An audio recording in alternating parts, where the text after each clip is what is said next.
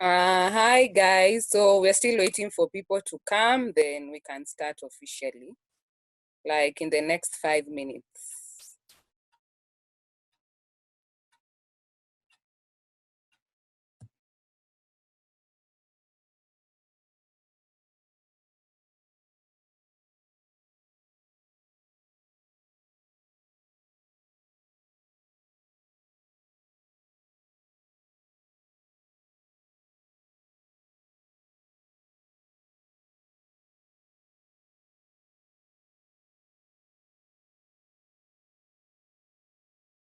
Officially. Like,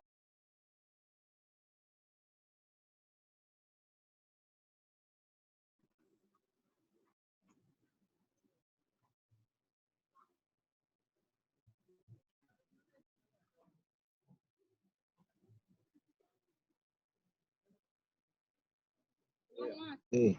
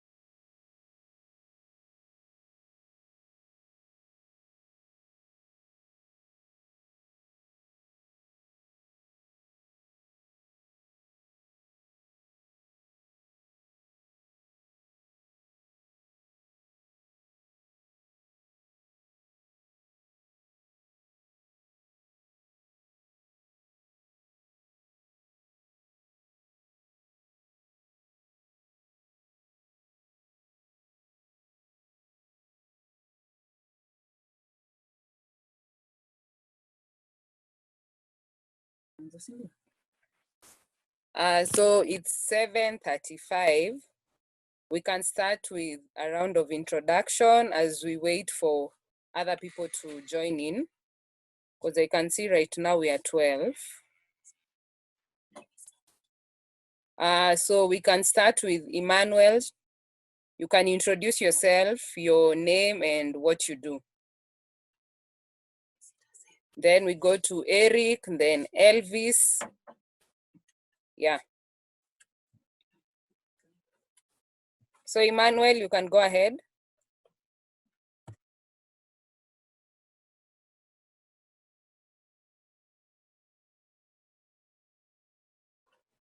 Emmanuel, if you can hear me. 12.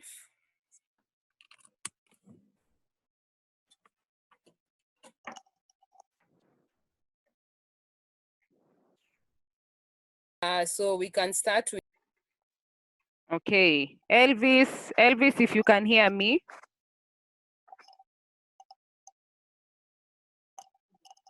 Hi everyone. Hi. I'm Elvis, a resident of Kisumu and a student at Ramogi, and I'm glad to join you again. Welcome, Elvis. Emmanuel.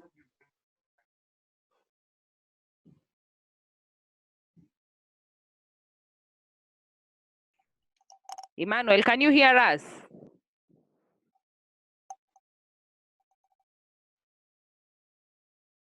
I think Emmanuel can't hear us. Eric, you can introduce yourself, your name and what you do.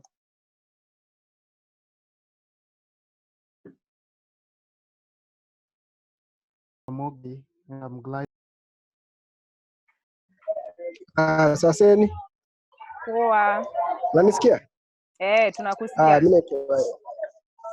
Mimi naitwa Eric Kasenya, nimetoka Huruma na mimi sasa nimemaliza shule sana, natafuta tu kazi. Sasa hiyo ndio kazi nafanya, kutafuta kazi, na nafanya Think Emmanuel can't hear. freelance work kidogo but niliacha. Eric, you can Yeah, na nimetoka Salama Center.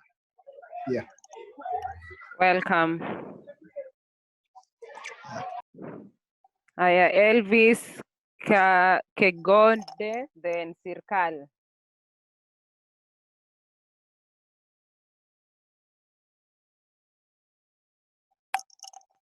Elvis, if you can hear us. Elvis.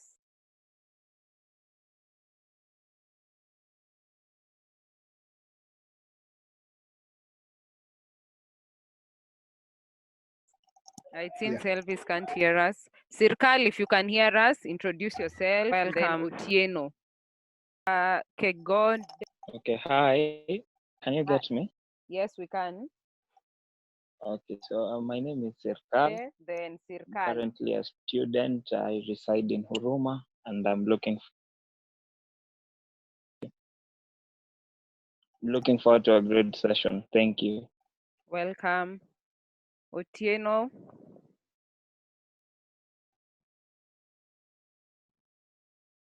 Otieno, Oti, and Edwin. Next, your name and what you do. Okay. Hello. Hi. My name is Otieno Richard. I'm a student at the University of Nairobi. Still in my third year. Currently a student. Welcome, Otieno. Edwin. Thank you. Then Kate, then Manu. Welcome. Good evening. Good evening. I'm Edwin Sagini. Hello, can you hear me? Yeah, yes, we can. I'm Edwin Sagini, reside in Ngong, and I'm student at Strathmore University. Welcome. Then Sirkal. Kate, then Manu, then Elvis Owit.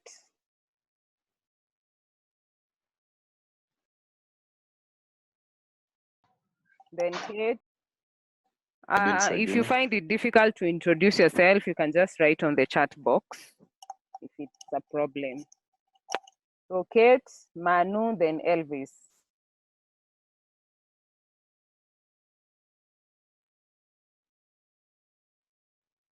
It seems Kate can't get us. Manu, you can go ahead. Then Elvis Owit.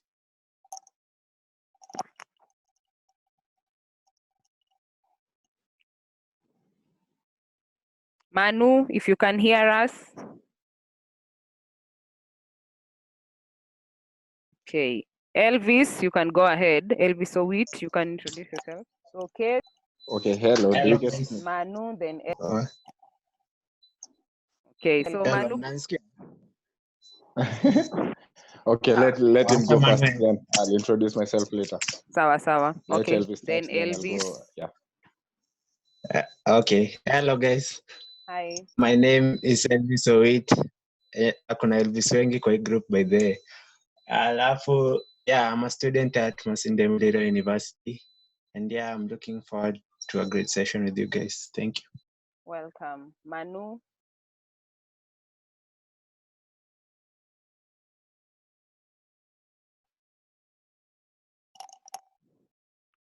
Manu, if you can hear us. Sawa. Okay. Hello, can you get me? Yes, we can. Yeah, I'm Manu from K South. Mhm. I'm working. I'm not in school. I can see so many people in school, and I'm looking forward to have a great time with you guys. Thank you. You're welcome. Collins, then Sarah, then Joyner. Hello guys. Hello. I'm Collins Sawa. Yasinga. Okay. I stay in Uruma. I'm a photographer, then From the educator at K-South? the Salama Youth Center. And chairman at the same time. See so many people in school. Karibu Sarah, then Joyner, then Linda Oguma.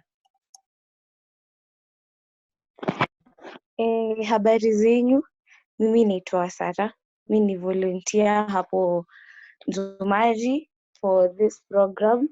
I'm a student na kwetu ni Kariobangi South. Then Linda Oguma. Hello. I'm Zaina from Uruma. Me Saini volunteer advocating on mental health hapo Nzumari. And Linda Oguma. Yeah. Thank you. Linda Oguma, then Elvis Kegode, then Brian Icona. Hi guys. Hi. My name is Linda Oguma. I'm a student at KCA University and I am looking forward to a great session with you guys. Welcome.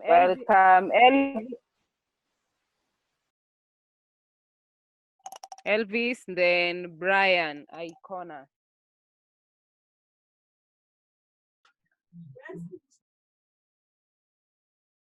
I think Elvis has a problem with his audio or something. Brian, then Karim. Hi everyone, my name is Brian Connor. I serve as a student pastor in Sitam Buruburu and also deal with young people. I'm looking forward to today's discussion, and yeah, I hope to be blessed. Amen. Karibu. Michael, and then Karim Moses, then John Osiko. Mwende mkifuatana so that we can go faster. Michael, Karim, then John Osiko. Michael, you can go first.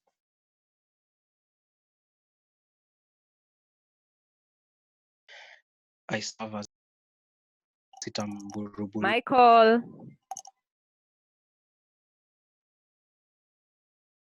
Okay. Karim, if you can hear us, then John Osiko. Hi guys, mi ndio Karim na stay Huruma student. I'm pleased to be with you today. Thank you. Karibu. John Osiko, Edwin, then Hassan. Hi guys, I'm a student at Survey of Kenya and I'm happy to be with you guys this evening. Thank you. If you can hear Hassan, then Edwin, Okay, hello, hi guys. I'm Hassan Tala from Riverside. I'm also tuned to get some knowledge from this discussion of today.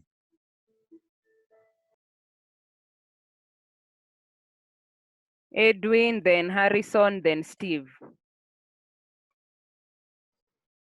Happy to be with you guys. Hello, I'm Edwin. Edwin finished from KU. I'm glad to be part of the session.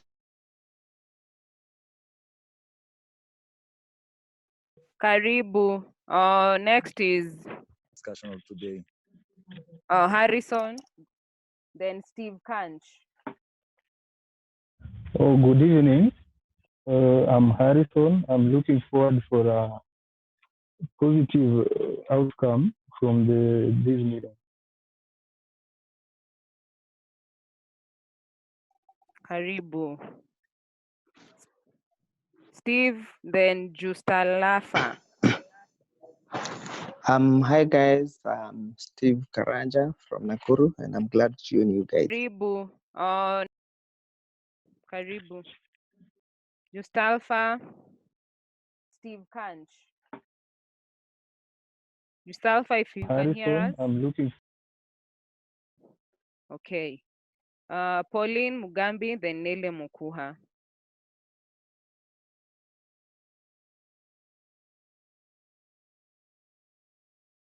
Steve, then I'm Pauline Mugambi from Georgia, and I'm glad to be here. Welcome, Nelly.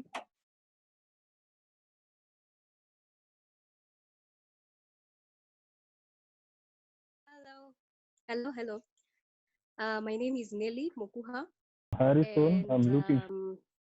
I work with Nzumari Africa, and I'm a counseling psychologist pale at Salama Youth Center, and we've met with some of you.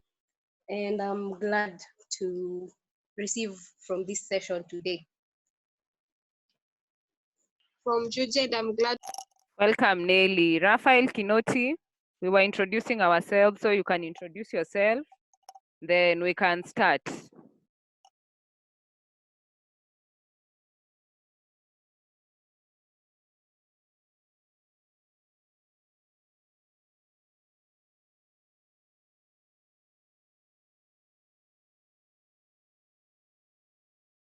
And I'm glad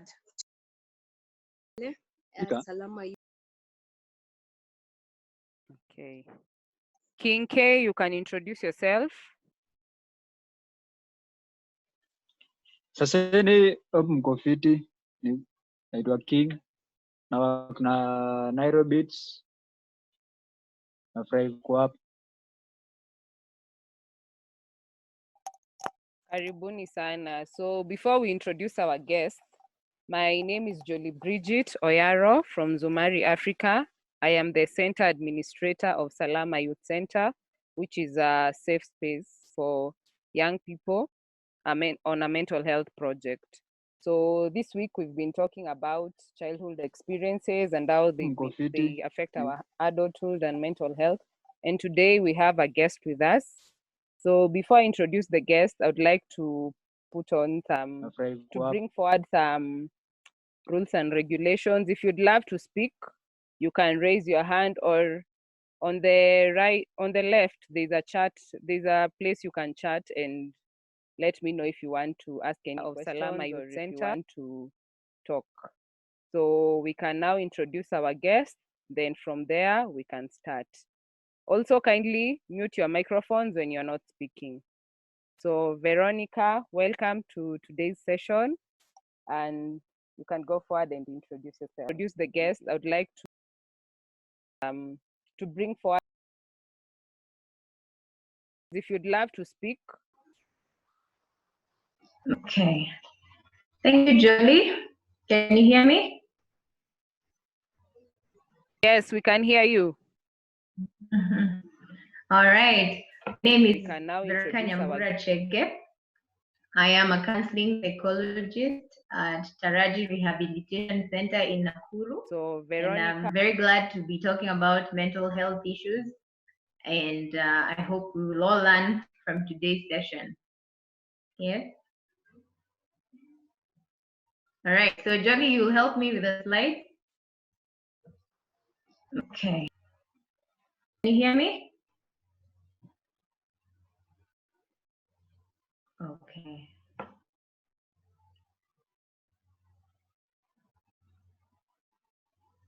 Okay, so our topic is on adverse childhood experiences and how they affect our lives and as adults, and mainly how they affect our mental health. So the definition of an adverse experience, adverse experience ni experience tu mbaya, yeah? It is either against development and growth, and it is very traumatizing. Okay, so our topic is the adverse childhood experiences are many, but when it happens to a child, of course, it interferes with the child's ability to cope and just to develop as they should. And of course, that's how they cause a lot of other health and especially mental health problems in the future. So we will start by just listing some of the adverse experiences that we call them ACEs, advanced childhood experiences. The ACEs, we'll mention a few, but we are going to narrow into one. So when it happens to adverse childhood experiences, or ACEs, are categorized into three: either abuse, neglect, or things that happen in dysfunctional households. So things that fall under abuse are physical abuse, and examples of this are we see it in the news sometimes. Kids are mtoto anachomwa na pasi, or a child is punished very severely to the point of injury. That's physical abuse, either abuse, and then there is sexual abuse. This incident even in our current social media, in our social media platforms, that is what is going around even now. Sexual abuse is just an example of sexual activity or contact with a child, and a child, of course, is not capable of giving consent have sex with an adult. So that is why it is abuse. And there is emotional abuse, isn't it? To kanwa, you know, just always being put down either by a parent, by a teacher, or you know, just a caregiver, or even among peers, yeah, in a social. So even bullying falls under emotional abuse if it's not sexual activity, yeah. And then the neglect is physical neglect.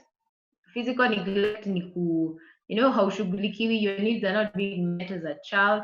So if it's physical, then you're not being fed, you're not, your parents are not around. That is actually physical neglect. And then emotional neglect is a child needs warmth, yeah, in the household. So if there's no warmth, they're not shown affection, there is no love in the family, that falls under, you know, how emotional neglect. Or even if the parent is there, that so if it's physical involved or concerned, they're like not there. Yeah, they're present but absent. So that falls under emotional neglect. And then the examples that I'm giving are not exhaustive, but just to give you an idea what these things fall under. So the other ones that are categorized under the dysfunctional household, you know, from the advances that come from, the experiences come from very dysfunctional households, are things like witnessing abuse or witnessing violence. So not a child is so that witnessing their mother being physically abused, that is an adverse childhood experience. If a child is experiencing, so the other one, either a parental separation or divorce, that can also be very traumatizing for children.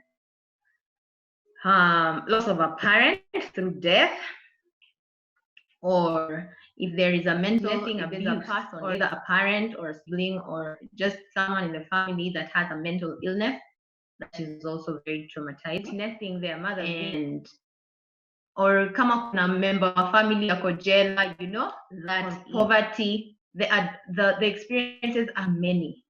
However, today we're just going to narrow down on one. We will of course not exhaust everything there is to say about that one through death. We will concentrate on that and how that affects our overall health and the family that has mental health, of course. So we will narrow it down to sexual abuse.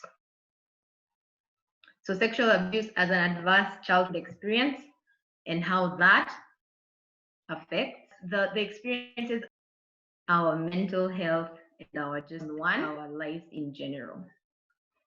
So sexual abuse, like you mentioned, is just sexual contact with a child. Of course, we had already said that the child is incapable of consenting to sexual contact or activity with an adult because of their age, of course, and that is why we have laws against such things, like the statutory rape law and child abuse, because children are not meant to have to make those kinds of decisions. So childhood sexual abuse with that we can define it as said that when a child is used for sexual arousal or an adult or another child, whether through touching behaviors or non-touching behaviors. And we will explain what these touching behaviors and non-touching behaviors include. So on touching behavior, these are things like molestation. This is actual contact, sexual contact to a child through touch. Okay, so they include molestation, which is inappropriate, adult sexual touch, and then there is rape, which is now actual sexual contact or sexual contact. And then there is assault, which an assault can be defined as any sexual contact that comes short of a rape or an attempted attack, rape. So those are touching behavior. So this person has to actually physically be close to the child to actually be able to perpetrate some of now touching behaviors. So non-touching behaviors include things like sexual contact, exposing children to pornography, which harassment, and harassment is it can be verbal, someone enticing the child or someone threatening the child or someone making advances at a child. That is harassment. And then exhibitionism. Exhibitionism is when people show either sexual organ or they show sexual activity and pornography. That is exhibitionism. And then there is also online child sexual exploitation. This happens online, of course, when the perpetrators are either grooming the children. Grooming is when they chat with the child to build trust, which can be through deception. They can pretend to also be children. And then later, probably now, as the child grows to trust the person, they can invite them to meet, and then perpetrate some of these touching behaviors. But online child, then there is also exploitation, is a non-touching behavior. And then there's also peeping, or it's called voyeurism, when a child is privacy is violated by someone who is preying on them, or they are looking at them to gain sexual pleasure. That is a non-touching behavior, which is actually classified as sexual abuse. So up there with the definition, probably Jolie, you can help me. Anybody? And then there's also a question at the apple, or what I need to elaborate, or what someone missed. I'll be happy to clarify. So is there anyone that has a question up to there? Or any clarification? Untouching. Kuna mtu yote ako na swali? Which is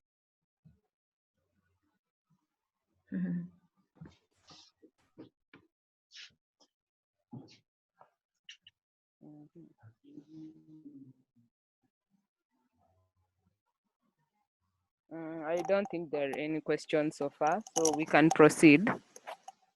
Okay. All right. Okay, so the statistics in Kenya in regards to sexual abuse and touching, there are many, but I chose to go with statistics from the National Plan of Action Against Sexual Exploitation of Children in Kenya, and they have a document which runs from 2018 to 2022, and what they found is that 3 in every 10 school-going children are sexually abused. 60% of girls and 55% of boys are sexually harassed. And then there is 29% of boys and 24% of girls are involved in unwanted sex, which of course it is sexual abuse. And then runs from, they also mentioned that the perpetrators and what the highest percentage of perpetrators are usually peer-to-peer. So these are actually child-on-child sexual abuse.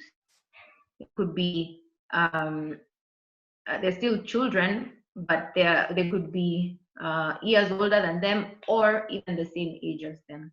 So 59% of perpetrators are their peers, of girls. And then they also mentioned that the most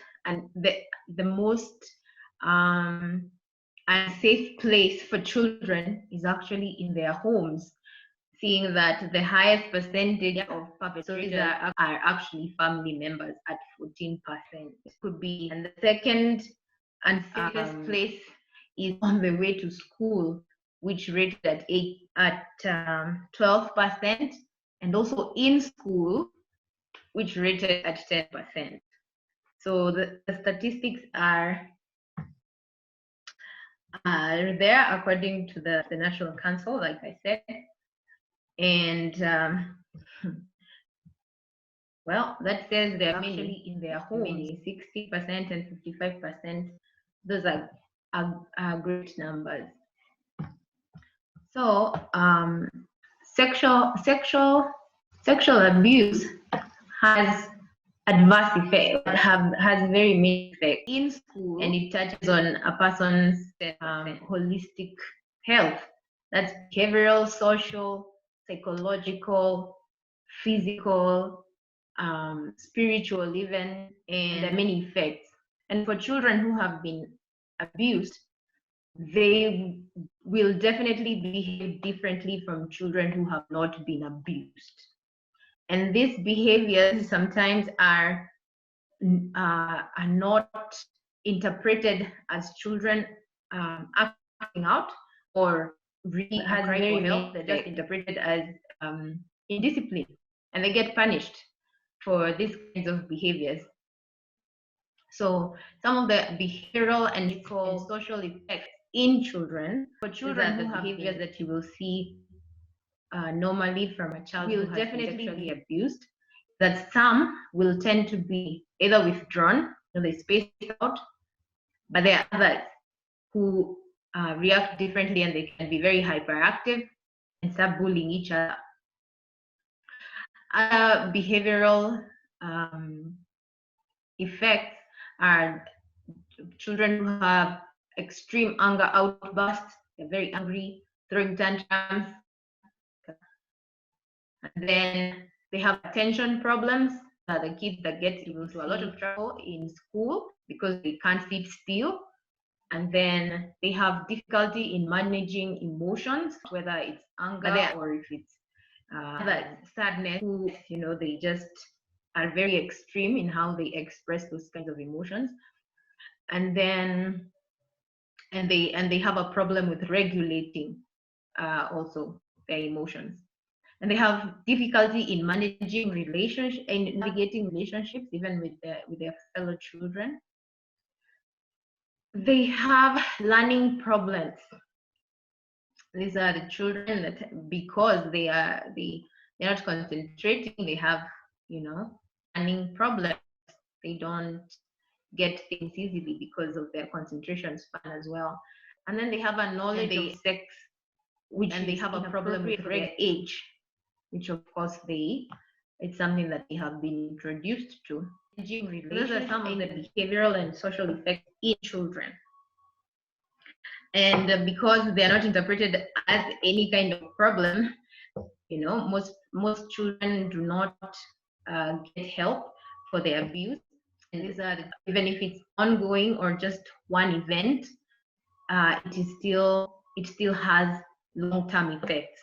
And so some of the long-term effects of childhood sexual abuse, psychological and emotional effects, which affect in children. Yes, thank you.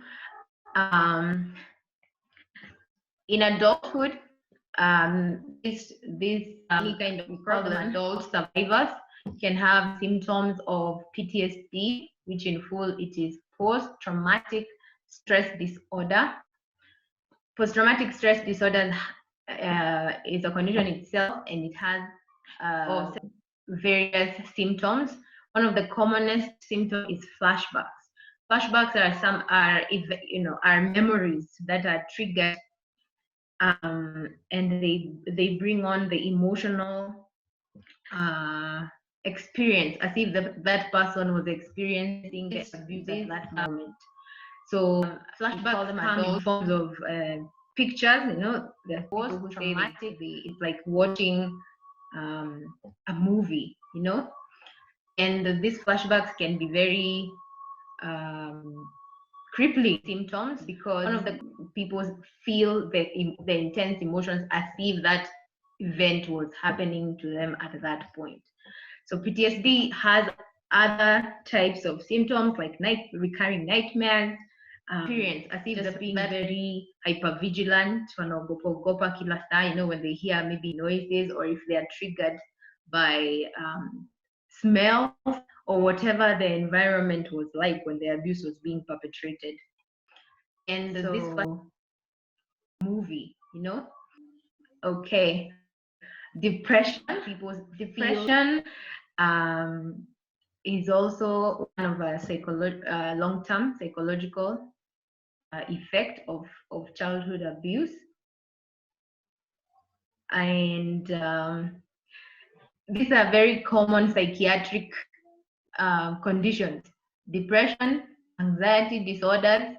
Anxiety disorders are like when the abuse they have to do with people who get very anxious, and it can be very creepy, And then there is eating disorders, substance use or substance abuse. There is also suicide attempts, pervasive feelings of shame, insecurity, and distress, or even guilt. Cognitive dissonance is when a person cannot reconcile what they believe about themselves and how they act. And people get this because sometimes when the perpetrators are abusing these children, they say things to them, you know, you're a bad girl, you're a bad boy, that is why this is happening to you, you know. And if a child has beliefs that they are good and they're being told they are bad, they get confused. So they have two conflicting thoughts, you know, two conflicting realities in their mind. And they, you know, very frustrating because sometimes they don't know who they are. So that's cognitive dissonance. And there are other effects other than psychological and emotional. There are also physical effects of sexual abuse. Physical effects include early pregnancies. That is why this I think is the current conversation, even on our social media platforms. They get was a release on the statistics of girls who are pregnant, who have been pregnant between March and June, and the one that is being other than psychological currently is Machakos. And there are other effects that 4,000 girls who are pregnant, who have been pregnant in that span of time. So those are physical effects of childhood sexual abuse. And like we said, children do not have the capacity to consent to have sex. That's not a decision that they should be making. So early pregnancies, and then other physical effects. And if you could move to physical, thank you. Physical effects also are things like STIs or HIV, and the statistics are also high span of time. And then other physical effects are lower pain thresholds. Like people have a very low tolerance to pain because they have already experienced so much pain. Yeah. And then chronic pelvic or abdominal pain. Yeah. Mtoto achi kuuma na tumbo, or when they become adults, they're always complaining of pelvic problems. And gynecologists have treated people either knowingly or unknowingly who have been victims of sexual abuse because of these kinds of recurring issues. And then disturbances of sexual desire, low tolerance or orgasm. So disturbances in sexual desire and arousal, of course, is because of the relating the sexual experience, of course, with pain and just a lot of traumatic memories. Who want yes, they associate that to sex, and of course they have a lot of disturbances in their sexual lives. Okay, so up to there, let's hear from you guys what your contribution is of the sexual experience, of course. So anyone who has something to say, but before, there's someone who said here on the chat box to say, you are a teacher, let's say a PP1 teacher, and these kids like you and even sends you letters. I hear that that's what they do. Aneka letter kwa kitabu, she lures you into having sex with them. Is that child abuse pia?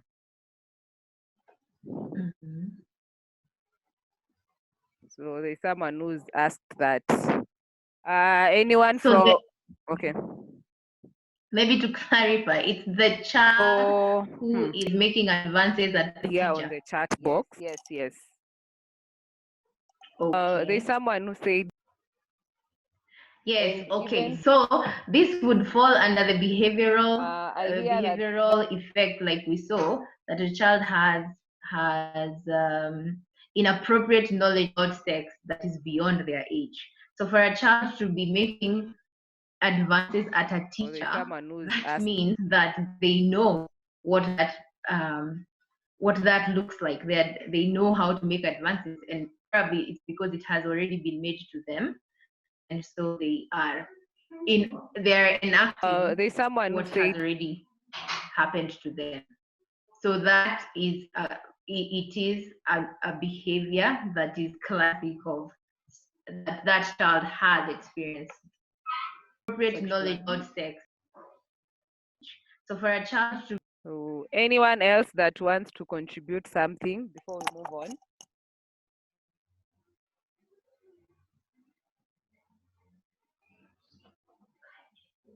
it has already been made to them. Can I Yes, you can. okay, amejaribu kueleza but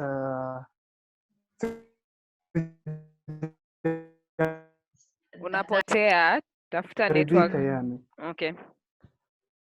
In a way, Uh-huh.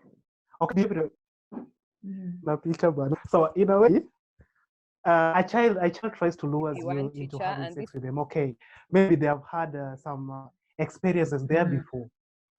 Like we can say that they have had a sexual abuse before. But wewe naye amekulua, not that you were them, but wewe naye amekulua. So can we say hiyo pia yenye amekulua is a sexual abuse? Amejaribu ku. Okay, can I answer that? Yes, you can. Then Emmanuel Yes, also please. wanted to speak, so you can answer that first. Then Emmanuel can speak. Okay, so if a child is making advances at adults, we already said a child cannot consent to sex we with can an say that. adult. Okay, But that's why the law is against it. So if a them, child is the one who's making advances to an adult, that is not abuse towards the adult. That is just the child behaving in a way to suggest that they have been victims of abuse. You can answer that first, then Emmanuel. I have a question. Can the guy be charged in a court of We law? already said. Sorry, say that again. If they have sexual interest with the man and the child is a minor, as you said, a child, yes, can the man be prosecuted if it's found out? Absolutely. The law against it is statutory rape laws, which means that any sexual contact or activity with a minor, in whoever made the advances, the adult is the one who is abusing the minor. Okay. Okay. I can see I also have Emmanuel a wanted question. to. Okay, sorry. Go first. Yeah. Okay, thank you. My question is, so then this leaves me asking, according to the question Elvis asked about which means a child making advances with each other. So then, what is the right age of introducing, let's say, sex education to these children? Because according to our system currently, they are taught as early as from class 6. So it means a pupil in class 6 is aware of the reproductive, his or her reproductive system. And then out of curiosity, he or she can be like, I want to try this out and I want to test out how these things work. So then what is the right age for introducing sex education? Yeah. Introduce. Okay. We're jumping a bit ahead of ourselves, Kidogo, but that's okay. We will respond to that. And even in the statistics, something that I left out is that 3 in 10, the statistics that we just saw previously, 3 in 10 school-going children have been sexually abused, and these children are below the age of 12. So I know that sex education has been largely a controversial thing, with some people being for it and some against it. However, with the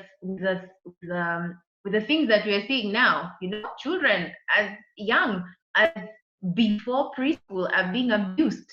So that we need to empower these children and sensitize them against sexual abuse, because most times children are not aware, they don't have any, they're not aware, and they're not aware what sexual abuse looks like.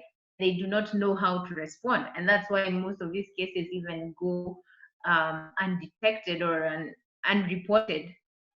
So I would say sensitization should begin as early as possible. I think that can be left to interpretation, because as early as possible means empower these children and sensitize them against sexual abuse, because most times children are not aware, they don't have any, they're not aware, and they're not aware what sexual abuse looks like. They do not know how to respond, and that's why most of these cases even go undetected or unreported. Say sensitization. So I would should begin as possible. As early left to interpretation, I think that can, because as early as possible, and sensitize them, empower these children against, because most times children sexual abuse, children are not aware of any, they're not aware, and they don't know what abuse looks like. They're not aware what sexual, they do not know how to respond, and that's why most of they don't have undetected or these cases even go say sensitization. So I would should begin as possible and reported as early left to interpretation. I think that can, because as early as possible, and sensitize them, empower these children, because most times children against sexual abuse, children are not aware, have any, they're not. Yes. Yeah. One, and that's why most of it, like I had mentioned before, children cannot consent to sex. Okay, so any adult as early has sex with a child, and this is a child is a minor, anyone below 18. We empower these children. If an adult has sex with anybody below 18 years of age, that is a crime, and it is charged under now the laws of statutory rape. It goes under statutory rape. You actually, the perpetrator is raping the child. So whether a teenager consents to these advances from adults, that does not count, because they cannot. They are categorized as we empower these children cannot consent. Anyone below 8. I think there is two questions in time. One, and one of them is the other one is about dating, and so that is sex in their peer groups. That is still categorized as abuse, because again they still cannot consent, and so that is actually child on child abuse. And even in the statistics, when you saw, it was I think to 59% of sexual abuse happen among peers. So just because they have consented does not mean that it is, so that is sex abuse groups. That is. And on that, someone has asked, then who gets prosecuted in such a situation of minors engaging in, maybe one of them has defiled the other? Okay. Well, in cases of child on child abuse, well, I really do not know of any prosecution that has gone on. What happens is, it is an evidence of behavioral issues that come from, like we said, inappropriate knowledge of sexual abuse that is beyond their age. And so most times it is usually children who have been abused become abusers themselves. And this is as young as PP1 or nursery, whatever they call it today, kindergarten, or as early as that. So you really cannot convict a kindergarten child for abusing a fellow kindergarten child. So it is just behavioral effects of the perpetrating child having been abused themselves. What happens is that they send them to get help. It most themselves, and this is Okay, any more reactions before we proceed? Or there's someone who said, yeah, there are prosecutions and the juvenile through the children's department. okay. I think we can proceed. All right. Okay. So, so good questions, and they bring us before we proceed to important things about what we should do when children either report to us that they have been sexually assaulted or raped or molested, or even the non-touching behaviors that we saw previously. So, first of all, a child will not report if they have not been sensitized on what sexual abuse is. Most of them, sometimes they will feel that it was their fault. Sometimes the perpetrators either threaten or to us that they have been or assaulted the children to not telling. So a child needs to be reassured that he or she is believed when they do report these incidences. The number one thing that a child needs to be reassured is that they are believed when they do report these cases, and that they are not to blame, and that they will be kept safe from further harm. Okay, so when a child reports, the first thing is to reassure them that they are believed. Needs to be reassured that they are not the ones to blame, and that they will be protected from further harm. So then it is important to sensitize children.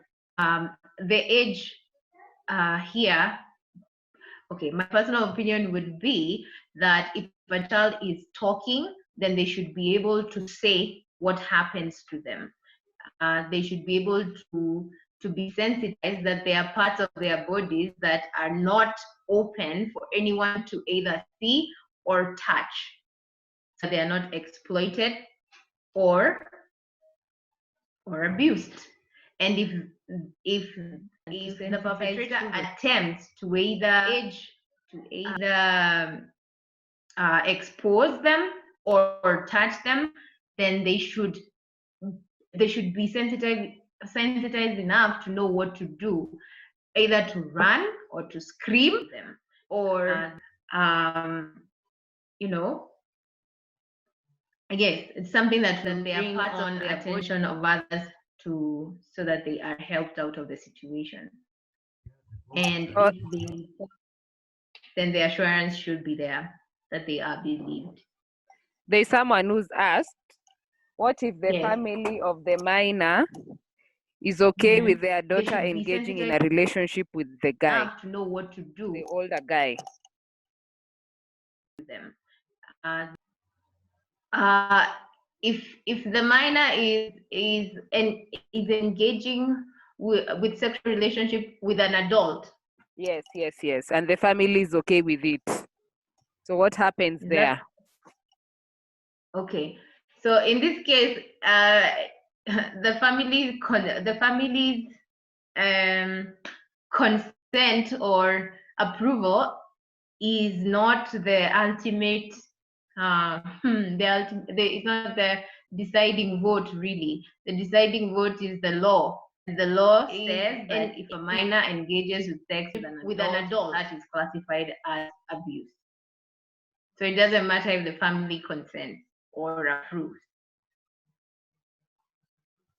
Okay. I think we can proceed. Okay. So sensitization for children is important. The law. So when the children do come to report that they have been victims of sexual abuse, then their treatments and the interventions that are available for children. They are taken through therapies, different kinds of therapies and interventions, and one of them is play therapy or art therapy. And in play therapy, what happens is that they are given an array of toys, okay, different kinds, as many as they can possibly be available. And usually what happens to a child who has been abused is that they will start enacting what has happened to them. So for example, they might take a therapies or a doll that looks like if let's say if it was it's a doll that has a lab coat on, okay, or maybe a doll that has a cape on, something that is familiar to the environment of the child. They will enact usually what has happened to them through with the toys, and they will start portraying this, what we are calling inappropriate knowledge of sex, or sexual information through these toys. And that's what play therapy is usually about. And art therapy, they can draw, they can they can mold, and usually children will always recreate what is familiar, what has been familiar in their environment. So if there's a case of sexual abuse, it often comes out in how they choose to, in what toys they pick and what they choose to draw, or either what art they choose to engage in. So that's treatment for children. They can draw, and there are other sorts of treatment, of course, to help them through trauma. Enact, and also children, those kinds of treatments are available for adult for adult survivors, people who were abused in their childhood and they never got help. It's never too late to get help. So there's still treatment, and those treatment are specific therapies that are trauma focused. So there's what we call trauma focused cognitive behavioral therapy, and an array of treatment approaches to help the adult now to just learn new ways to cope, which are healthy, because sometimes when the abuse has been adult survivors, they have gained other unhealthy coping skills, and so they are taught treatment, or they learn new ways of coping. There's also psychoeducation, which is just educating themselves on what even trauma, the effects of trauma, because they are serious, and they are taught ways to manage stress. And there's usually group and individual therapy. Group therapy is good because usually it's a group of adult survivors as well, people who have had similar experiences, and they can help each other through it. Educating themselves, treatment options that are available for the children and for adult survivors who are abused in childhood but never sought treatment because they didn't know what to do, or they just never did, and they never talked about it, and so they never got help. Any question up to there?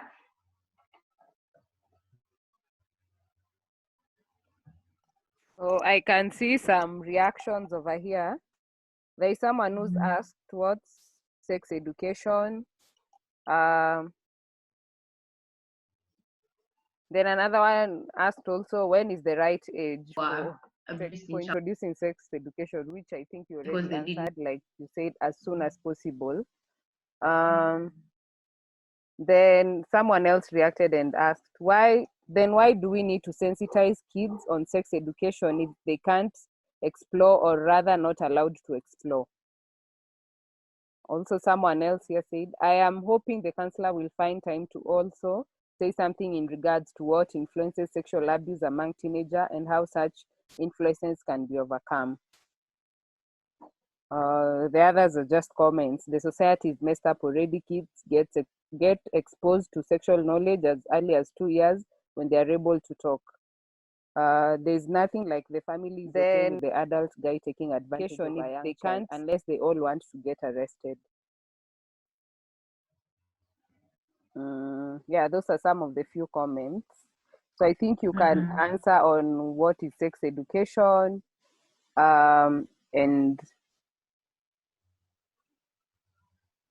what influences sexual abuse among teenagers and how such influences can be overcome.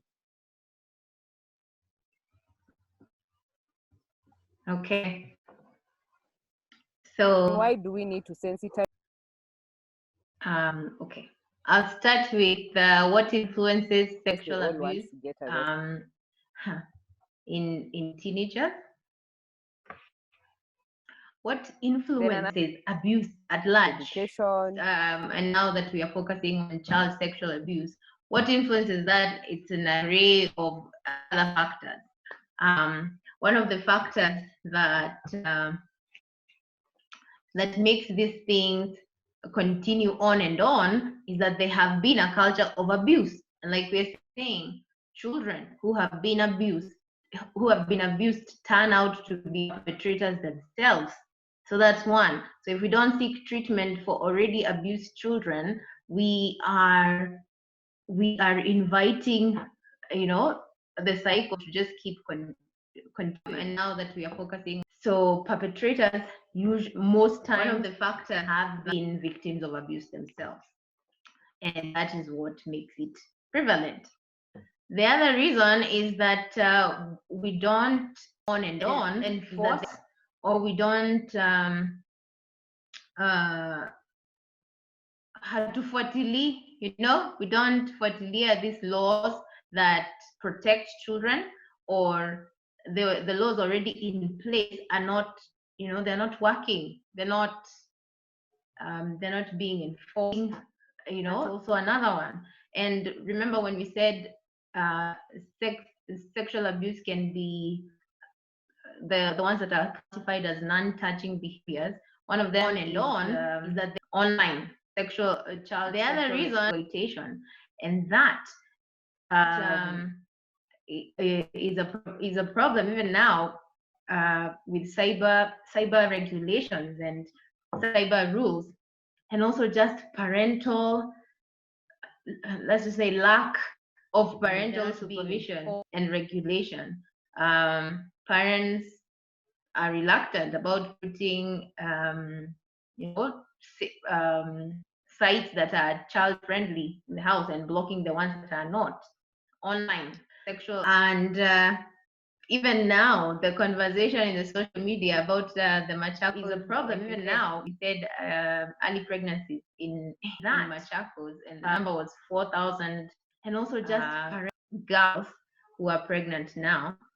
The Ezekiel Mutua, yes, I saw a comment that he put there, and he was relating that the counties that had the most vulgar music, this is his opinion, he seems to think that there's a direct correlation to why there are high numbers of early pregnancies in those counties. And he was saying Machakos rated highest in vulgarity in their music, and this is content that is during the day when children can access. I saw a comment. So those are some of the reasons why it's prevalating that in our counties that had the most teenagers. Other reasons why it is prevalent probably is because of our cultural and social cultural practices, that men are dominant and women are submissive and docile, and so men harass. They seem to be they just feel like it's okay to harass the ladies. And there was a hashtag that ran a while back. It was hashtag Me Too, and this was talking about harassment. Is because of even towards adults in the streets by men, and assault because some will just touch strangers inappropriately, and it's happening in broad daylight in our towns, in our cities. So, just culture, that's almost a culture that nobody does anything about it. When we see a woman being grabbed inappropriately on the streets, nobody says anything, nobody reports anything, nobody is prosecuted, and nobody is held to account. And so some of those things are why these things keep happening. Strangers inappropriate. Okay, so there's another question again. Why are we teaching our children all about something they should not engage themselves in? As much as they all know that they are abused in case it happens, others will just be curious in doing what they are told what to do, like wacha nifanye nione nini ita happen. Then there's also another question here. Is diet in any way connected faster level of sexual development of children, since our parents talk of different tales from their generation? So there's another question. Could you please not engage themselves? The last question. Is diet in any way connected? Diet, okay. Yes, in terms of the level of sexual development of our children. And then okay, all right. There's just some reaction. However much we have parental guidance on TV, parents and also siblings allow the young ones to watch movies and TV programs. So when the kid is exposed to sexual content, then we have not protected the kid. So chances of the young ones as old as 5 years getting to practice what they see are high. Anyway, connected, someone else said sexual education has to be keenly monitored because the content, the timing to introduce it, and the person responsible to administer it. The innocence of the children must be protected. Yeah. Thank you for those comments. I agree, most of them. Yes, we're not protecting our children when we don't regulate what is accessible in our own households, and of course now at policy making levels where they let this content to just be aired at any time of the day when children can easily access them.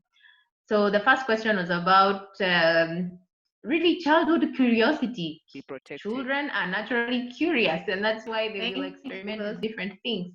But we said if a child is not exposed to something, they will not know what to experiment. They will not gravitate towards experimenting with something they have no knowledge about. So the curiosity is not a bad thing, but now the problem is, now that they have been exposed to this content in the media, they're curious, so they want to experiment with those things. And of course now some of them are victims, and so they are just enacting what has already happened to them. Different things.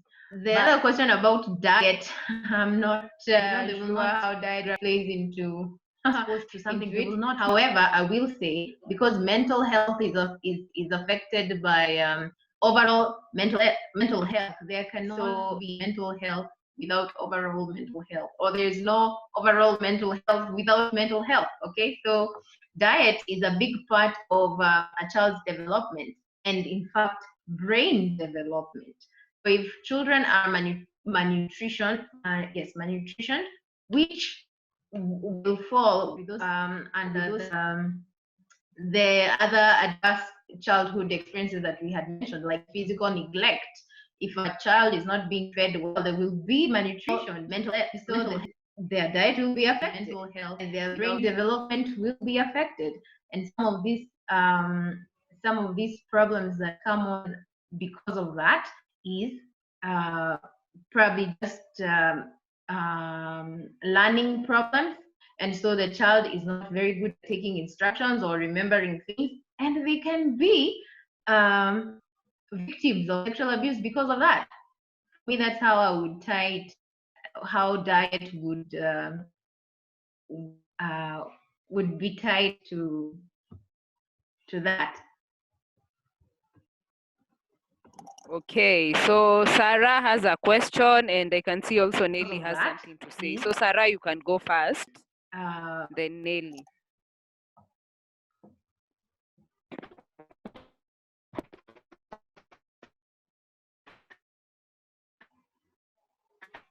Sexual abuse because of that.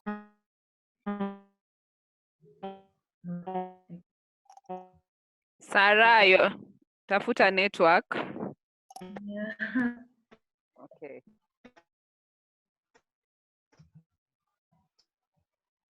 Because of that is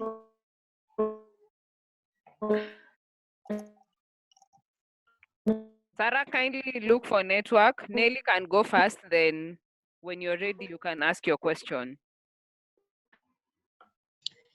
Yes, I hope Sarah atapata network very soon. We'll be happy to hear from her. So,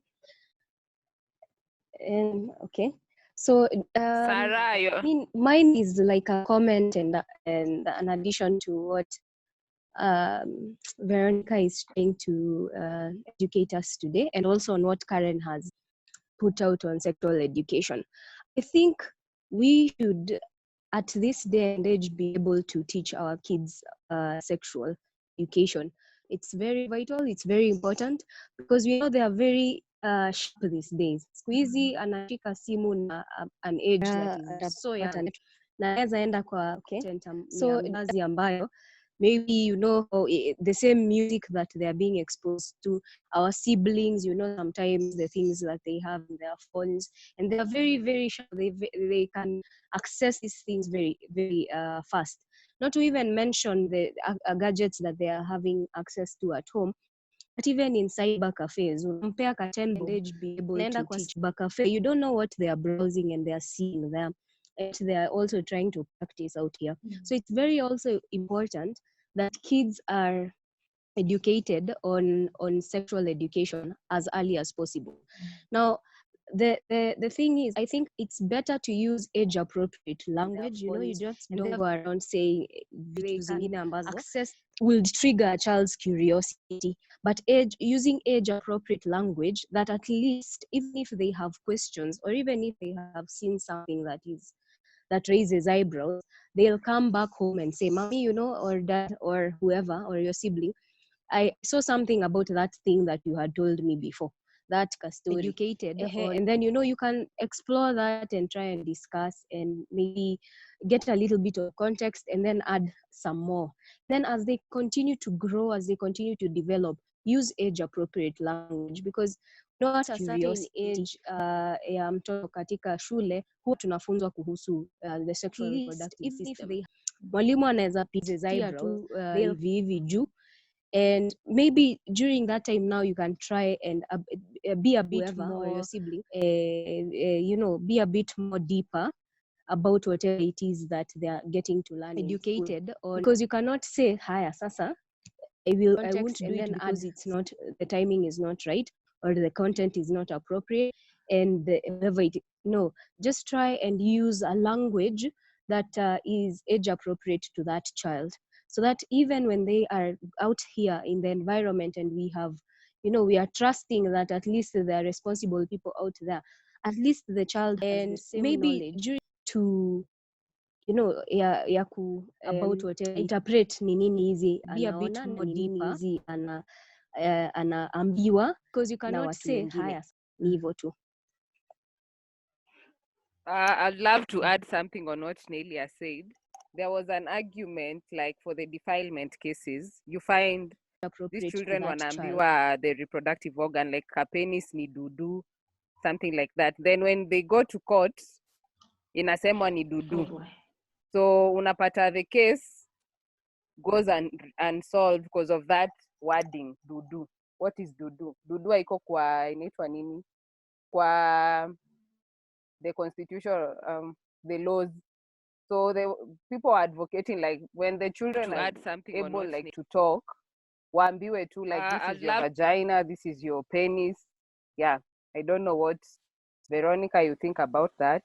Then someone he has commented and asked like, what is sex education? There's someone who's not at par with what sex education is.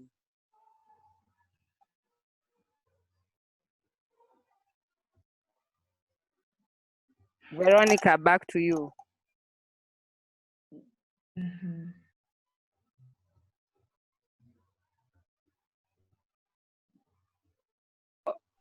Before you continue, Did Sarah, you hear me? I think Sarah amepata network. She has commented and asked she can ask her Yeah, sex education. it kept breaking up. Sarah, if you can hear us. Yes.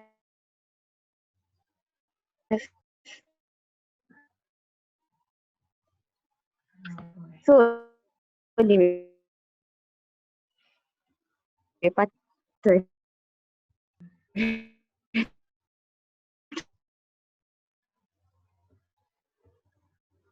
You, Jenny, Sarah, can I you hear think me?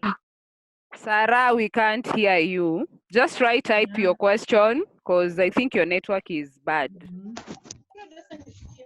Yeah, type. Yeah.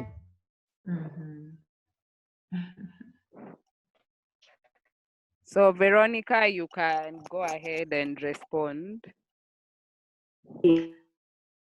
I couldn't hear you very clearly, so I'm not sure what I'm responding to. It Oh, kept breaking up. Okay, I was saying, like in some cases, the defilement cases, when it comes to the language that should be used when talking to kids about the reproductive organs, someone was arguing like when you tell someone the kid the penis or the vagina is a doo-doo, when it gets to the court level, some people argue that that language is not in the laws. So someone cannot be prosecuted just because of a doo-doo. So it's appropriate for them to know, like this is a penis, this is a vagina. I don't know what you think. Okay, I would say some of the things that are cultural and the shame that we put around sexual organs and just sexual conversations at large. So largely it's just cultural, but I would say it's biology. You know, just the same way we're teaching our children our eyes, our nose, our mouth, our ears, then we should be able to mention the sexual organs as well because they're just parts of our body.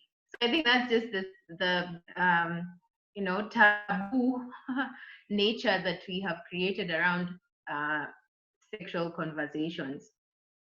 So I would say that it is important to just name the sexual organ. It's important. It's biology. They should know. I can see Nelly still has something to say. The sexual organs as well, because they're just parts. Nelly. Jolie, I don't have anything to say. I think I already said it before. Oh, okay. I was seeing your hand is up. It's okay. So any more reactions or Veronica can continue with her presentation? Oh, I can see Sarah ameandika the question. Let me read it out. Kuna mtoto alikuwa defile na the father na huwa anasema in details what the father did. Okay. So, she's still typing. What's the question? Maybe she finishes typing, then I can read it out. It's okay. Okay. Yeah. Okay. So I can go on before she types? Yes, you can go on. You can see Sarah ameandika. All right. So some of the things that we can really do that can be helpful for children and for also adult survivors to just heal and to cut that cyclic continuation of sexual perpetration, which is just, it goes on and on if we do not find any kind of intervention.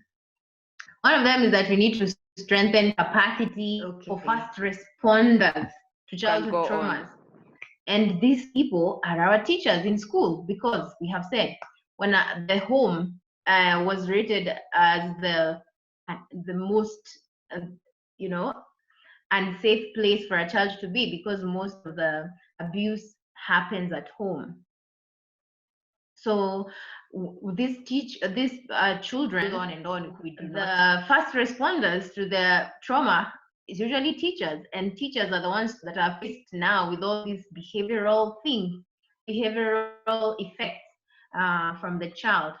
And so if we have not built capacity for the home, they do not know even how to identify that those behaviors are indicating sexual abuse. They do not know after, and if they can identify, probably if the abuse has been, has caused some injury or there are other physical symptoms, then they do not know how to respond, or they do not know how to help, or who to tell.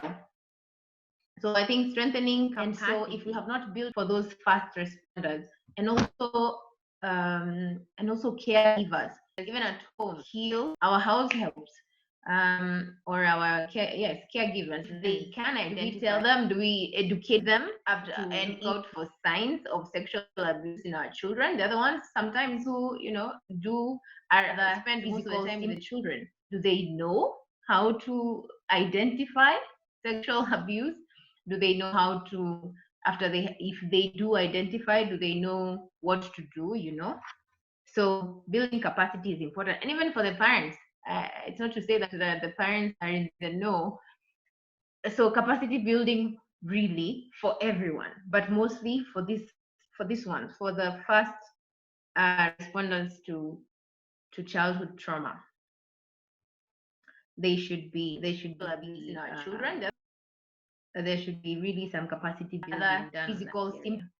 And then, do they know how to? Children and their families should be empowered, so that they know who is the safe person to tell. For example, now if a child is being abused at home, which is supposed to be their safe zone, who else can they tell? Where can they go? And if they're being abused in school, who should they tell? Where should they go? Yeah. And sometimes I know situations like this can be really complicated, because if it's the parent who has been sensitizing the child about so that sexual abuse, let's say the mom, who is the and then the dad perpetrates something like that. Sometimes these situations can be really complex, even for a child. How can they tell to express themselves? However, that is why capacity building has to happen in the larger community.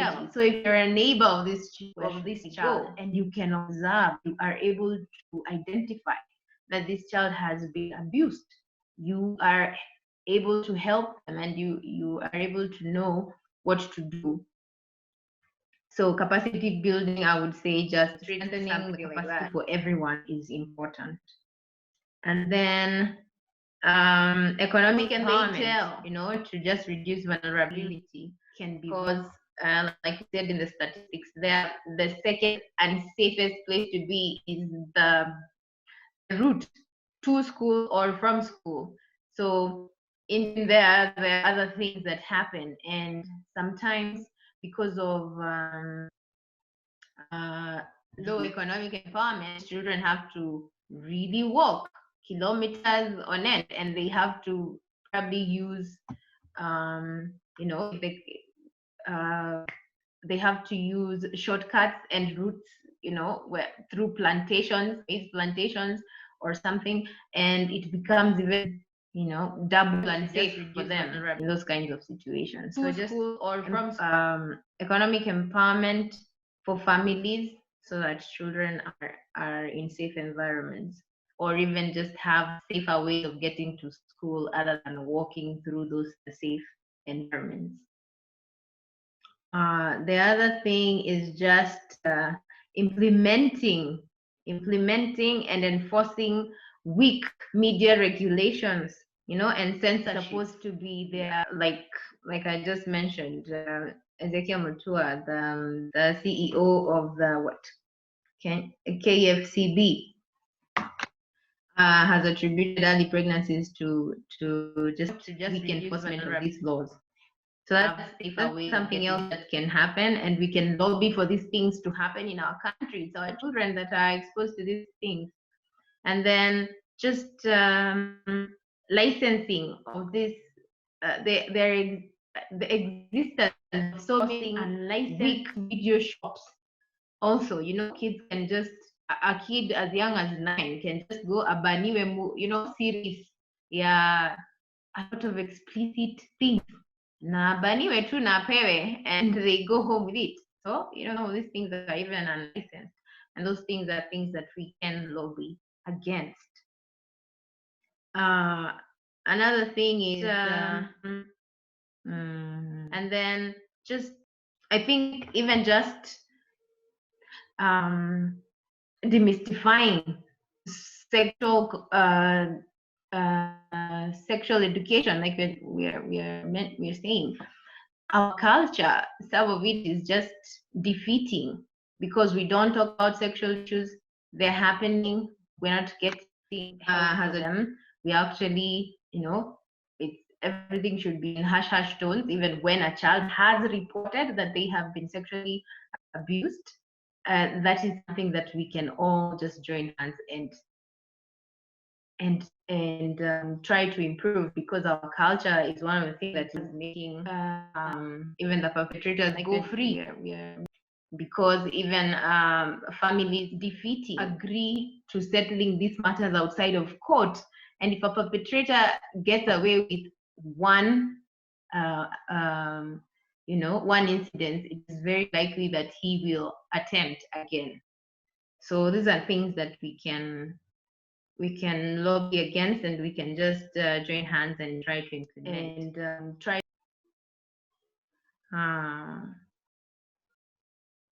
Yes, I think as far as intervention go, and somebody has something to add, I have exhausted on my end.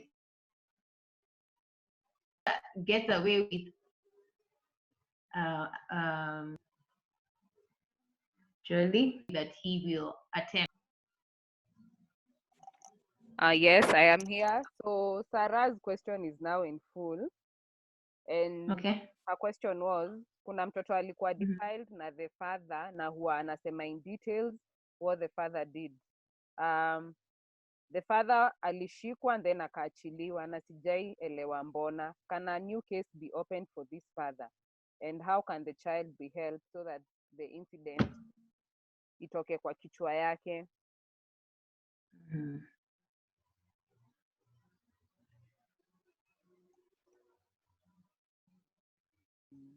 So Sarah's question. Then someone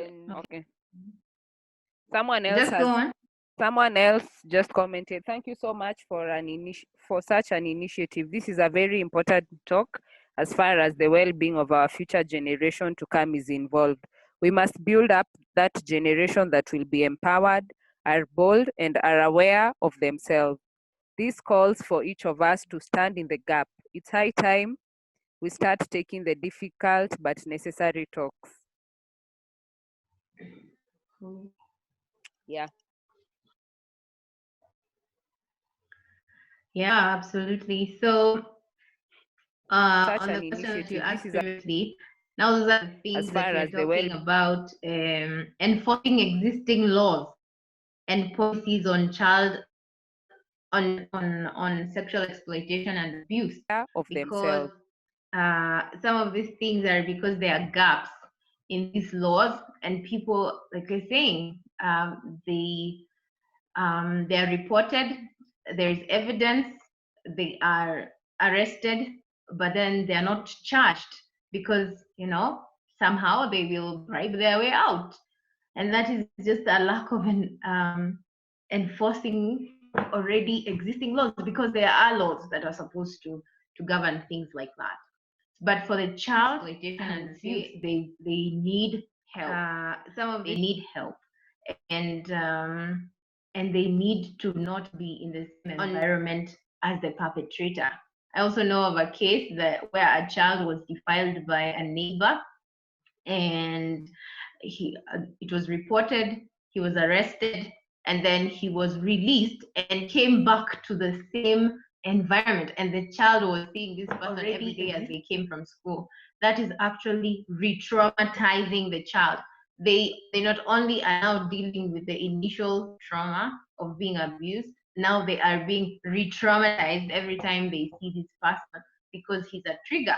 He's triggering environment, emotions, the same pain, the same everything that was happening when the abuse was actually happening, which does even further damage to a child's psychological well-being. And those things can be enforced if we all just lobbied and pushed for enforcing of these already existing laws. Environment as the puppet. Oh, nice. Anyone who has any other thing to say? Any comment, any reaction, any question?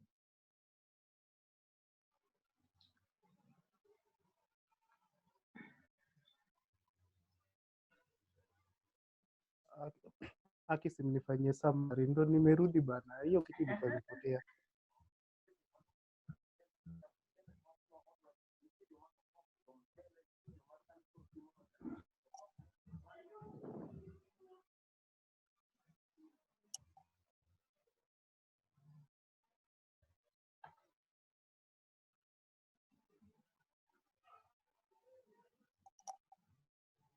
Any comments?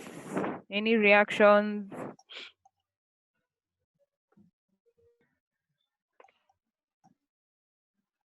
Karen wants to say something. Okay. Karen. Okay. Good evening to everyone. I just wanted to say thank you very much for the very informative session. I just have a comment in light of the sexual education, just to echo what Nelly was saying, because there's quite an assumption in the society now that children can't wait to have sex, and so we need to teach them as much as possible, as fast as we can, because it's just going to happen. And so that might feel like it's the case because we are seeing so much happening. But I want to echo Nelly in terms of understanding the content, especially with the comprehensive sex education that has been tabled with the reproductive health bill. And it's unfortunate because that comprehensive sex education is very westernized. Even when you look up the meaning of sexual education on the internet, it's not very friendly, so to speak, to us. And so I feel even as we have this conversation, it's important that we filter this sexual education to be understanding the content, because I've had the experience of going to the children and teaching them the same sexual education, and we had to really custom make that program to the child, as someone commented on the chat, who is living in the slum and is always experiencing what we call live pornography, because it's one room. The parents just have sex in the same room, and so we cannot decide that it's a blanket curriculum, especially for all the children, compared to the child who lives in a great house and has never been exposed, so to speak, to sexual activities, is living a different life. I just feel like even as we think through this conversation, we need to think about custom-made curriculums that actually cut across, because our education system does not allow us to really just have one curriculum. Thank you. Wow.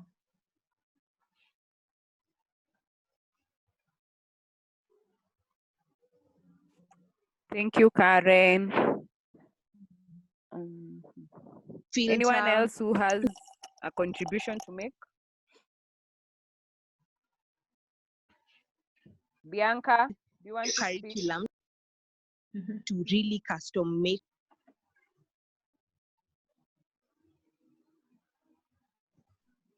Bianca?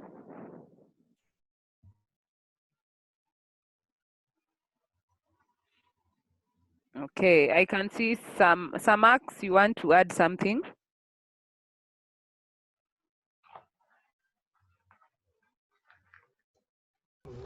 Mi nilikuwa nasema hiyo vile Eric anasema ati they are ready to do anything to protect their image.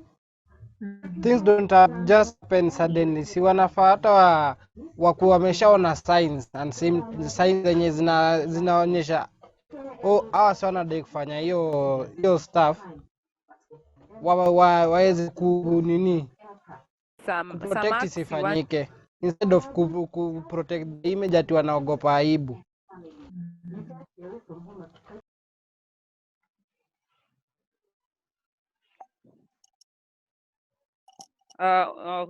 Rebecca reacted to Karen's comments, and she says, even if we filter, they get exposed. Like utafunza mtoto, the behinds are called nduli or makalio, but akitoka nje anapata watu wanatusiana matako. So how will I assist this kid who gets to meet the friends daily wenye wanamfunza maneno? Then Esther says, very informative session. Parents should also be careful about relatives.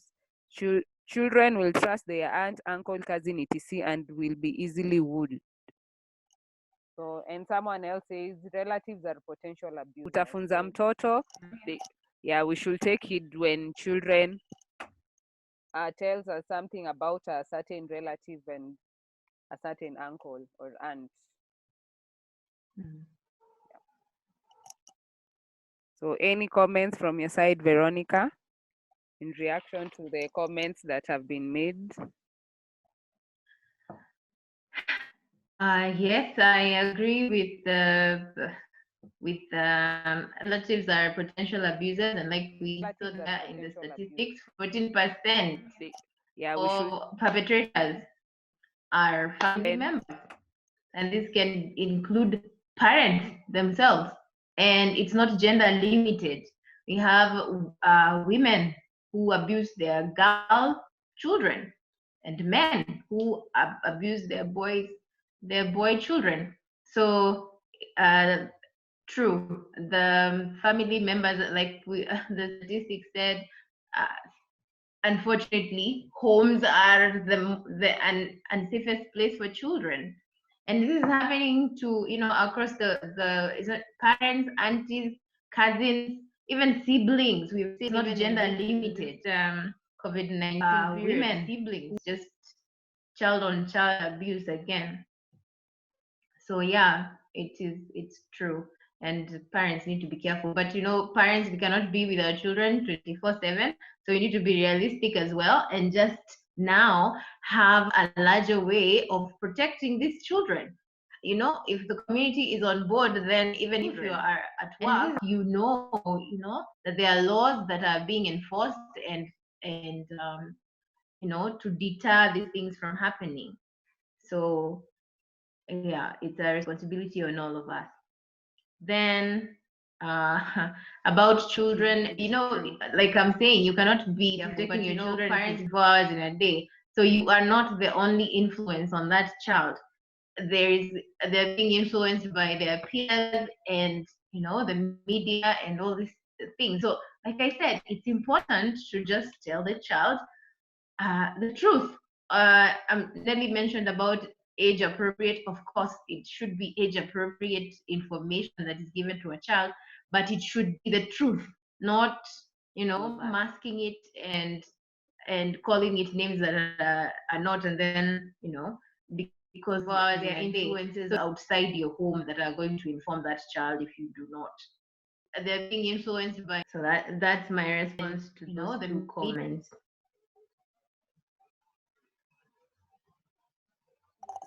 Thank you, Veronica. Any more comments or reactions?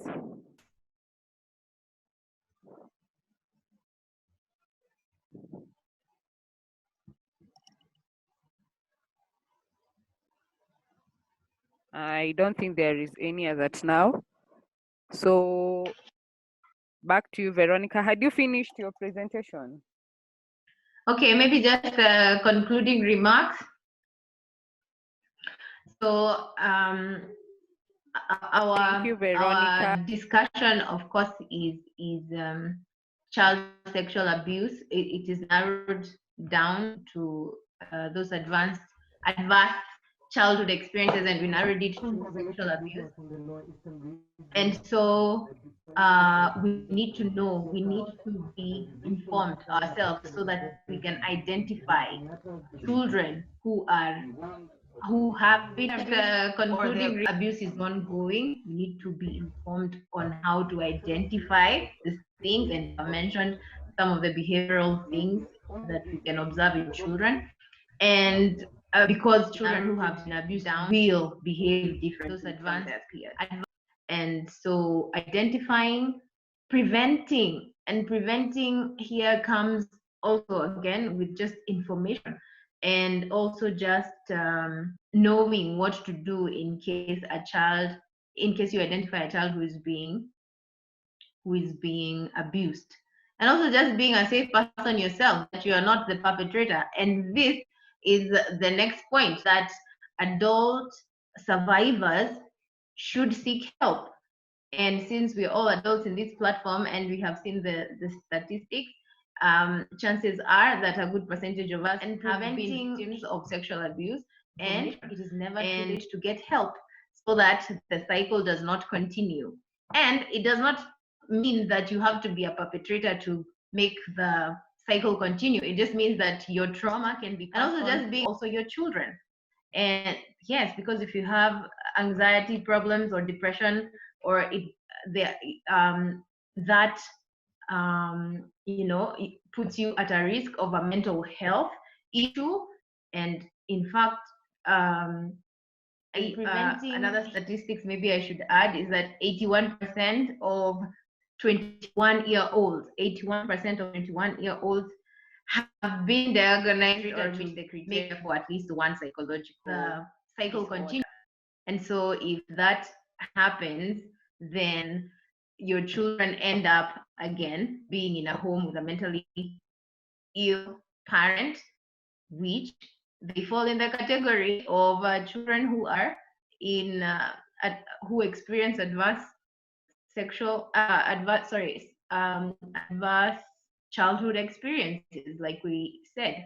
And then because this abuse and trauma is very damaging, and it interferes with the person's well-being, that can interfere with your work. Then if that is the case, then again your economic status will be affected. And we saw that poverty is also another adverse experience.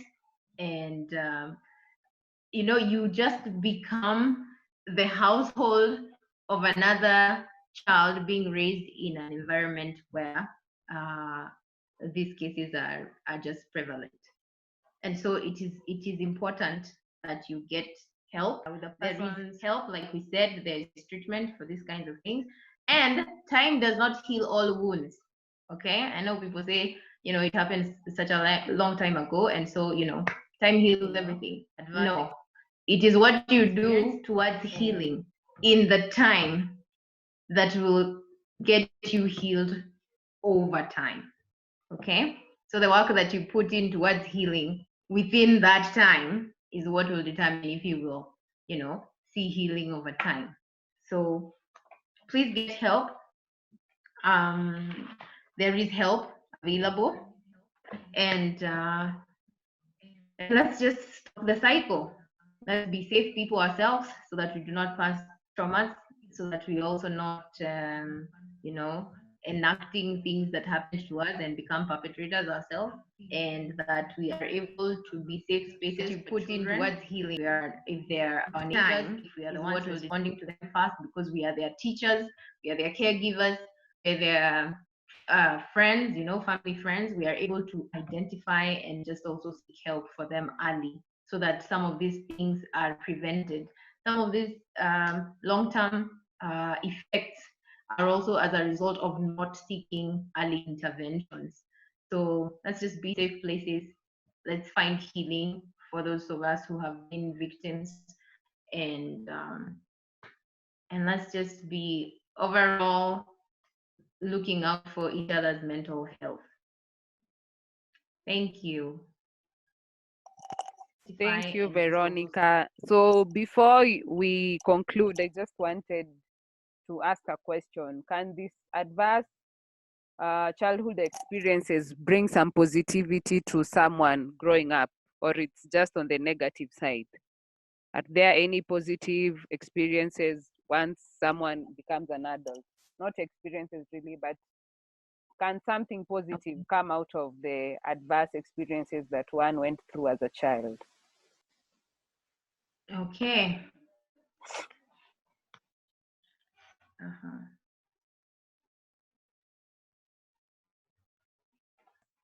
Okay, I will answer that with a 13th century quote from a Persian poet who said that your wound is where your light comes in. Okay, some of these intervention based organizations have been birthed from people who've gone through such experiences. We've seen a lot. Even here in Kenya, we have some organizations that are headed by people who have been victims of these kinds of things. So that's a positive thing that has come out of it. People who are lobbying for these policies to be implemented, laws that are already in place to be enforced. Most of them have been victims of these kinds of abuse, and they know what it's like, and they do not want those kinds of things to happen to other people, and so they channel their pain into good causes. So for me, those are the positives that have come out from from people who have had it rough and choose to do something about it and are just making such big differences because of what they have been through, and healing others. These kinds of abuse also just find their own healing.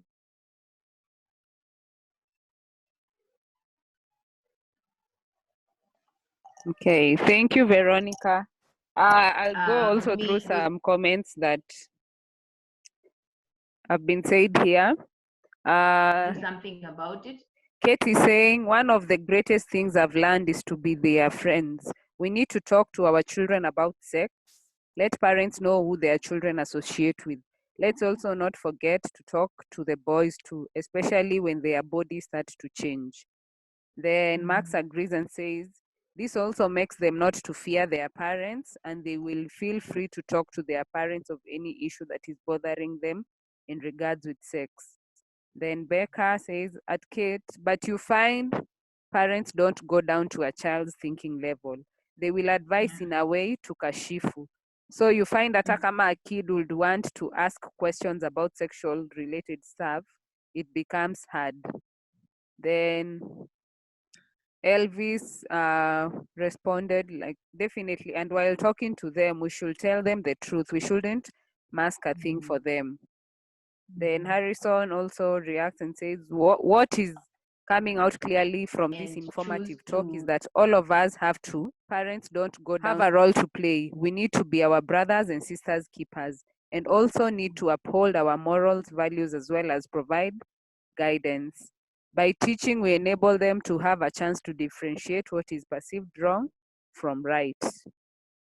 Yeah.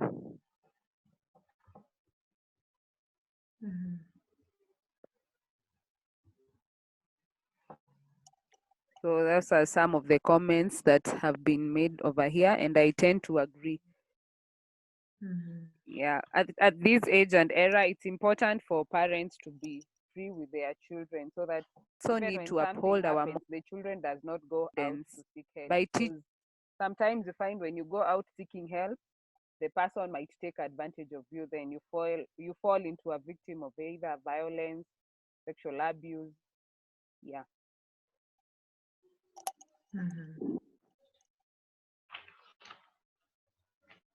So, any more reactions before we conclude?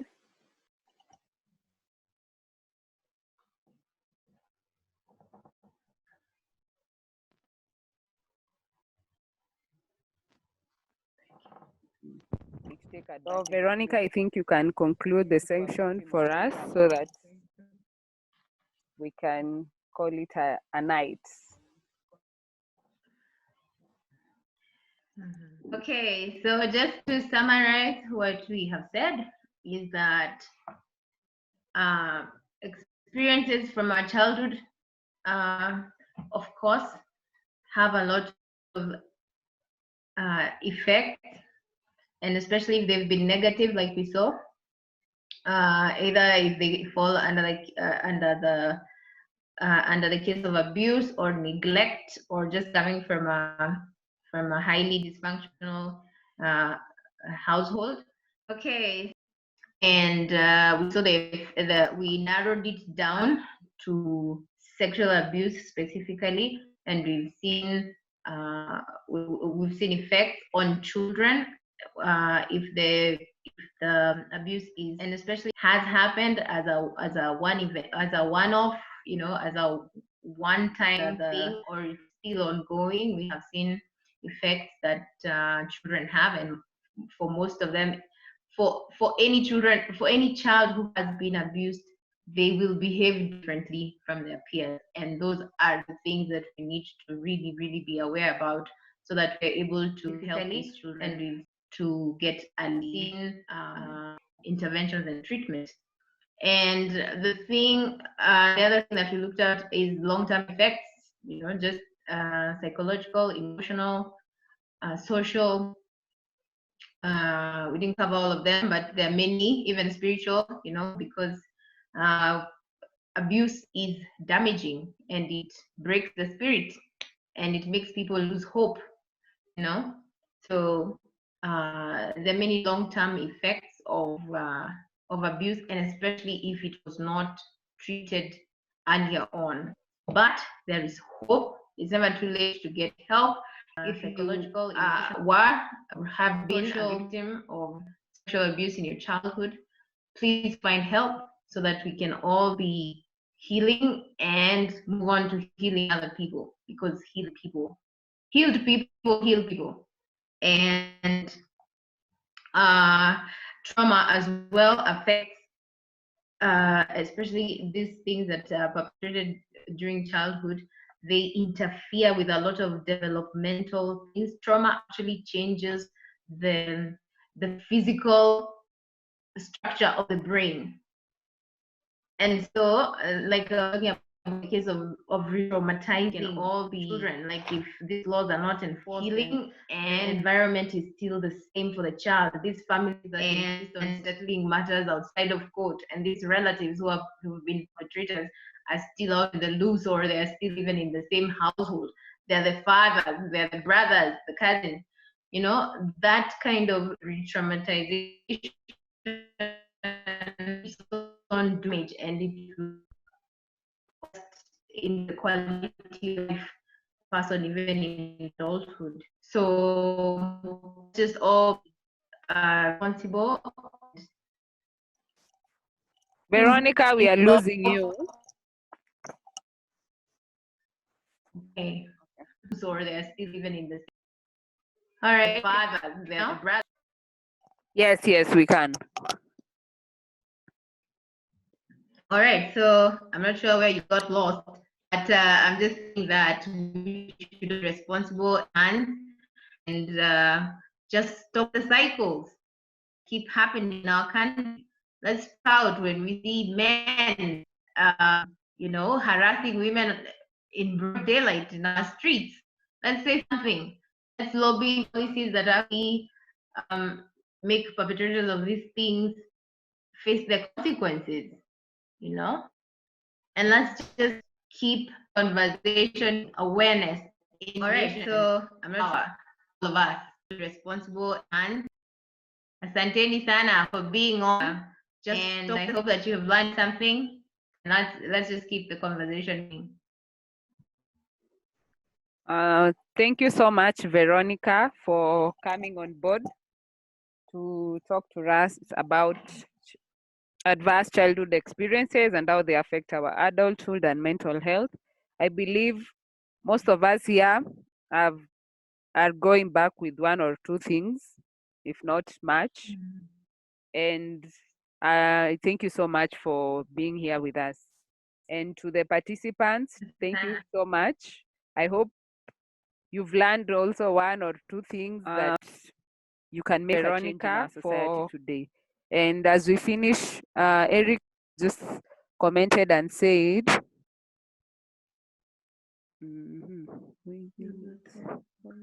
most of us here, just kidogo.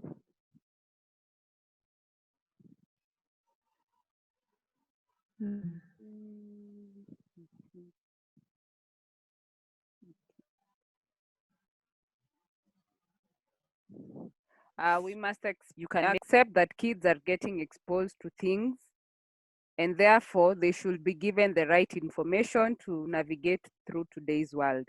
And I agree, it's better to tell the kids the truth as it is, so that it helps them to navigate in this world. Because once we start hiding things start most of us here themselves in ways that we don't want and ways that are beyond our control. So it is important to be given the right information.